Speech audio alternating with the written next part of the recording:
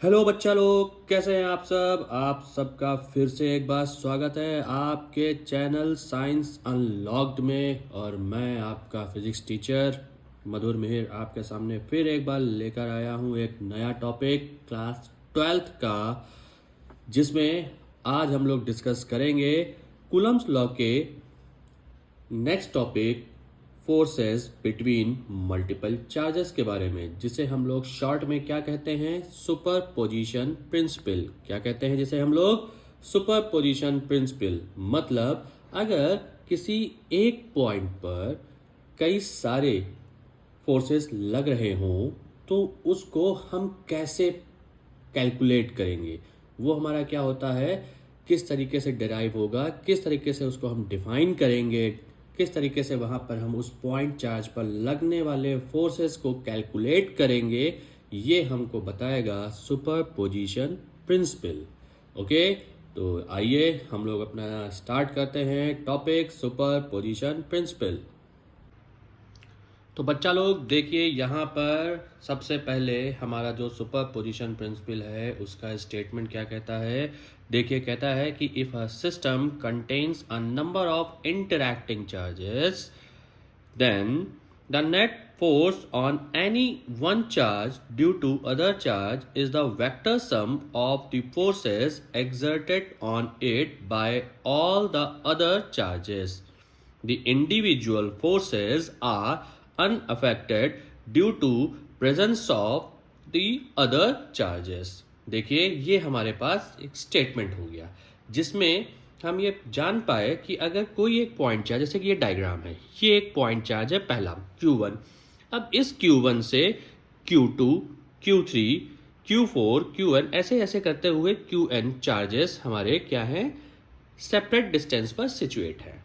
ये पूरा का पूरा एक सिस्टम बन गया। अब इनके बीच की कुछ डिस्टेंसेस भी हैं, जैसे Q1 और Q2 के बीच की डिस्टेंस यूनिट वेक्टर R1 है, Q1 और Q3 के बीच की जो डिस्टेंस है यूनिट वेक्टर R13 है, Q1 और Qn के बीच की डिस्टेंस R1n है। तो अब यहाँ पर सारे के सारे चार्जेस, मतलब Q2, Q3, Qn, Q1 पर फोर्स एक्सर्ट कर रहे होंगे। या तो वो अट्रैक्टिव होगा या वो रिपल्सिव होगा। अब किस तरीके से वो कैलकुलेट होगा सुपर पोजिशन प्रिंसिपल के थ्रू, तो आइए देखते हैं।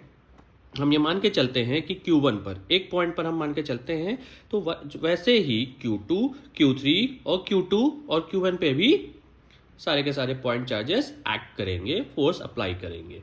तो देखिए यहाँ पे क्या हुआ, सबसे पहले हमने Q1 पे क्या माना, Q2 ने फोर्स अप्लाई किया है, वो इस डायरेक्शन में, देखिए क्या है, वो F12 है। ठीक है, इनके बीच की डिस्टेंस, चूंकि कूलम्स लॉ आप जानते हैं, कूलम्स लॉ क्या होता है, F = 1/4πε0 Q1 Q2 upon R square. Okay, ठीक है। अब Q1 और Q3 है तो इनके बीच की डिस्टेंस R13 है।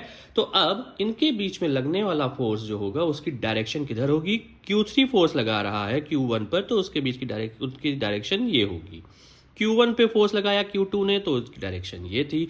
सिमिलरली जब Qn फोर्स लगाएगा तो उसकी डायरेक्शन क्या होगी, ये होगी। अब इस पॉइंट पर Q1, Q2, Q3, Q4 इस तरीके से Qn, मतलब Q1 पर Q2, Q3 and so on करते हुए Qn चार्जेस जब फोर्स अप्लाई कर रहे हैं तो नेट फोर्स रिजल्टेंट फोर्स इसका क्या होगा, वो रिजल्टेंट फोर्स जो आएगा उसकी वैल्यू क्या होगी। अब सबसे पहले उसकी जो वैल्यू होगी वो इनके सारे सम, मतलब ये Q2 के थ्रू लगने वाला फोर्स, Q3 के थ्रू लगने वाला फोर्स, Qn के थ्रू लगने वाले फोर्स का वेक्टर सम होगा। आइए देखते हैं उसको। देखिए यहाँ पे लिखा है, by the principle of superposition the force on Q1 due to all the other charge is given by F1 मतलब Q1 पर लगने वाला force is equal to F12 plus F13 and so on F1n। Okay, and so on का मतलब होगा Q4, Q5 जितने भी charges उस पर फोर्स लगा रहे होंगे।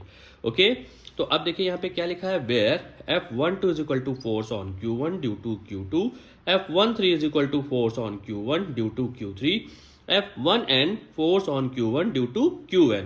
ओके, अब यहाँ पर हमने इसको इंक्लूड किया क्या, thus the force which two charges exert on each other is not change by the presence of other charges, तो therefore F12 is equal to 1 upon 4 pi epsilon naught Q1 Q2 R12 whole square और unit vector R12, ठीक है। ये इसका amount हो गया charge का, कितना फोर्स लग रहा है। सो नेट फोर्स आपका जो होगा, नेट फोर्स मतलब हमने ये बताया कि यहाँ पर जो F12 है वो इतना है। सिमिलरली F13 क्या होगा, वो Q1 Q3 हो जाएगा यहाँ पर, और R13 होल स्क्वायर R13 हो जाएगा।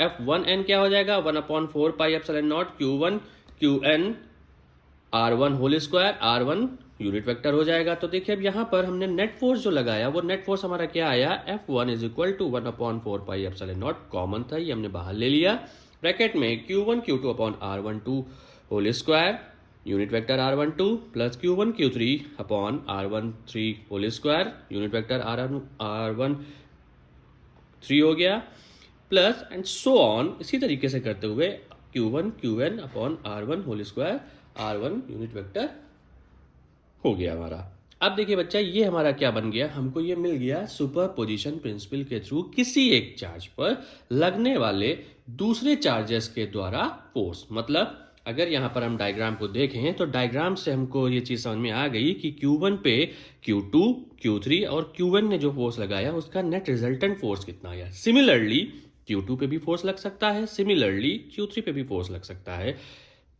Q1 और Q2 के थ्रू, Q1 और Q3 के थ्रू, ठीक है, और Qn के थ्रू। तो ये हमारा क्या था, ये हमारा प्रिंसिपल ऑफ सुपरपोजिशन था जिसको हमने यहाँ पर आपको समझाया है। अब नेक्स्ट वीडियो में हम इसके न्यूमेरिकल्स को डिस्कस करेंगे। ओके बच्चा, तब तक के लिए good bye, thank you so much all of you.